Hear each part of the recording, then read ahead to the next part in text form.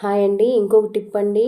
మనము నెలకి సరిపడా ప్రొవిజన్స్ తెచ్చుకుంటూ ఉంటాం కదా, అప్పుడు ప్రతి నెల మీరు 2-3 కేజీస్ సాల్ట్ కానీ రాళ్ళుప్పు కానీ తెచ్చుకోండి. ఎందుకంటే ఉప్పు ఎప్పుడు ఇంట్లో నిండుకు ఉండాలి.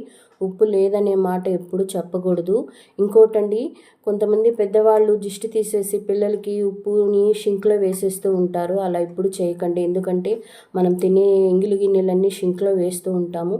మీరు అంతగా దిష్టి తీసేసి చెట్టు వేర్లు ఉంటాయి కదండి, అక్కడ చేయి మీద పెట్టి నీళ్లు పోసేసేయండి.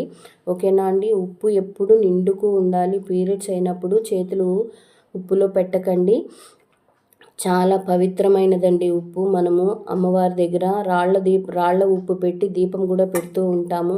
అలాంటప్పుడు మనము ఎంత పవిత్రంగా చూసుకోవాలి. పీరియడ్స్ అయినప్పుడు కానీ మనం స్నానం చేయకుండా కూడా ఉప్పులో చేయి పెట్టకూడదండి. అది చాలా తప్పు. అందరికీ నచ్చిందని అనుకుంటున్నాను. బాయ్.